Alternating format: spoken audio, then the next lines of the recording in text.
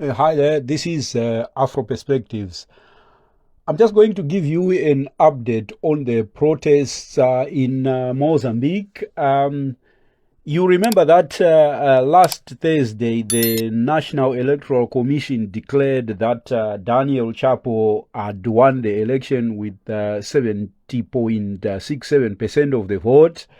And then the commission had declared that Venanzio Mondlane, the opposition candidate, had came second in with 20.3.2% of the vote. The opposition, Venanzio Mondlane, and the Optimist Party for Development of Mozambique, Podemos as it is known in Portuguese, disputed the results, and Venanzio Mondlane immediately called for protests. And since the 1st of November, all over Mozambique, with the center of protests in Maputo, they have been protests. And in the last few hours, there have been a significant change in what has been happening since the 1st of November, last Friday. The police have been using live rounds, and they have also been using tear gas and unarmed protesters. But as you can see from the video clip there, I'm going to get it on the screen on there. Just this morning, the army has come on the side of the protesters, and it has been actually been handling face masks to protesters. So this is a change in the dynamics of the protests. And initially, the police have been using excessive forms of violence against the protesters, and now the army, they are now protecting the protesters. And as you can see from the clip on there, that scene was taken on Eduardo Mondlane Avenue, that is in central Maputo. And as you can see, there are scenes of jubilation with protesters dancing alongside army vehicles. There is as you can see in the clip on there, there is an armored car, and the army are actually accompanying the protesters. They are now protecting the protesters. So it's not clear how Frelimo and the National Electoral Commission are now going to respond to this new development. It's not only in Maputo, where the army has turned to the side of the protesters. In the city of Pemba, in the northern part of Mozambique, that is in Cabo Delgado province, the police have joined the protesters, and they are now on the side of the protesters. So there is a growing sense that in the beginning, the government wanted to portray these protests as disgruntled youths. They were portraying them as hooligans. And then, over the weekend, we saw as the reports of police use of heavy-handed tactics. They're using live bullets and tear gas. As hospitals started treating injured people, doctors and other healthcare workers, they joined the protesters. And then in the affluent parts of Maputo, the people have been afraid of the police use of brutality, and they have actually been demonstrating inside their homes, banging pots and pans, and it's now virtually a protest across the whole country. And it's the opposition has been questioning the ruling party's assertion that it got over 70% of the vote, and it's asking, where are these people coming from if you are saying we've got 20% of the vote? So these are some of the problem Frelimo is encountering, and the protesters are demanding that the vote has been stolen. Daniel Chapo has to step down, and there is also a regional dimension to these protests. It's affecting the trade with the neighboring South Africa. The nearby the border, the main border post between southern Mozambique and South Africa has been closed. That is the Leombo border post, and the South African Defence Forces has deployed soldiers alongside the border management police, and for the past maybe 2 or 3 days, the border post has been closed, and there have been queues and queues of traffic, and so this is how the situation is unfolding in Mozambique. Of course, Venancio Mondlane has fled days ago to South Africa, and he was claiming that there has been several attempts on his life, and the government itself is killing protesters, and there are several reports of people getting killed and people getting injured. And the government is not even guaranteed the safety of the main opposition candidate, that is Venancio Mondlane. So, and then you have got the protests. They are not actually isolated to Mozambique itself.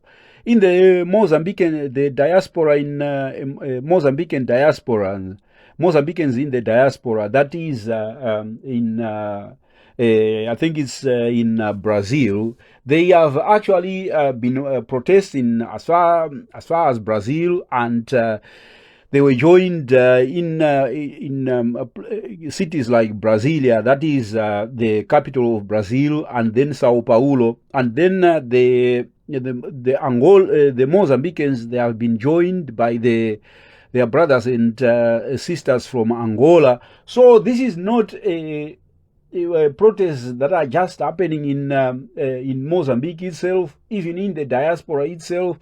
And then the question is, what is the government's response to all these? The officials, they have to come up with some sort of an official position to this. Do they simply insist that their man Daniel Chapo won the election with 70% of the vote, as they claim?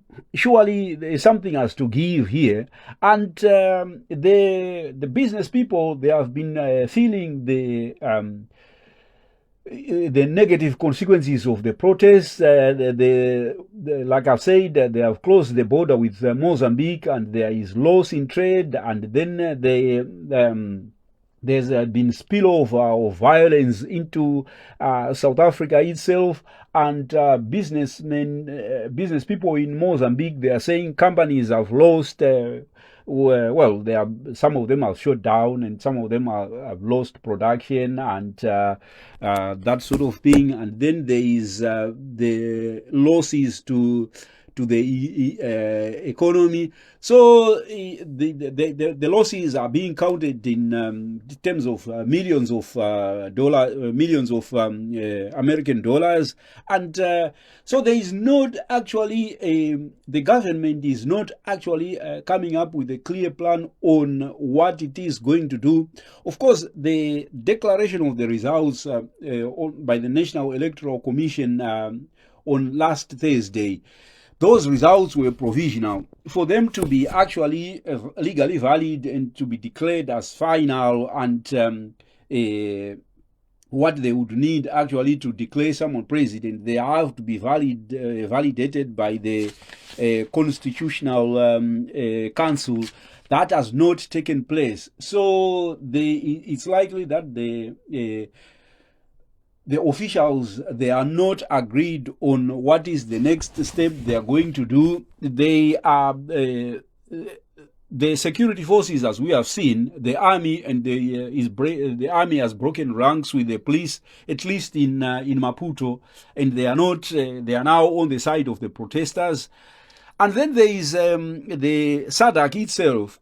The SADC chair is Emerson Mnangagwa, Zimbabwe's Emerson Mnangagwa. And he has called a meeting for the next week, for the 16th of November. And it's not clear what is called they're calling it an emergency summit, but I doubt if it's an emergency summit, if it's there are protests right now in Mozambique, and people are being killed, people are losing their lives, properties being looted and all that, and they are saying this is an emergency summit, and they are calling the summit a week from now. So these are the issues. And Emerson Mnangagwa, like we all know, Zimbabwe is exporting the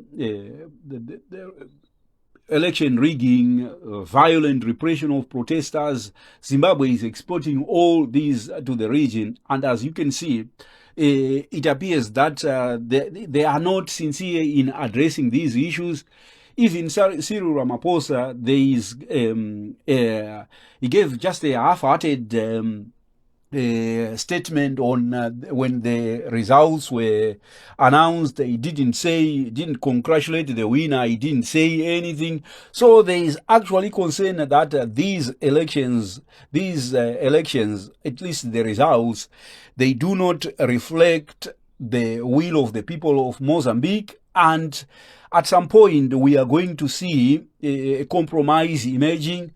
There may be something like 2 or 3 alternatives. The other alternative is to cancel the whole election and start afresh, and essentially to nullify the results. And then the other option is to come up with some compromise. It might actually involve Daniel Chapo conceding that although they won, the opposition has to play a part in the government, essentially declare a government of national unity. But that will actually mean that at some point they will have to decide on what's the duration of the government of national unity, what mechanisms need to be put in place to make for future elections to be acceptable to all political parties and their candidates who have participated in the election. So there is a lot that needs to be done, and it's up to the officials to come up with what actually the measures they have to put in place to stop a repeat of the rot that we saw in the election and the abuses that took place in the running of the election itself. Right. Thank you so much for taking part in this discussion. And if you have anything to say on this content, please drop your comments in the box below. Thank you. Bye.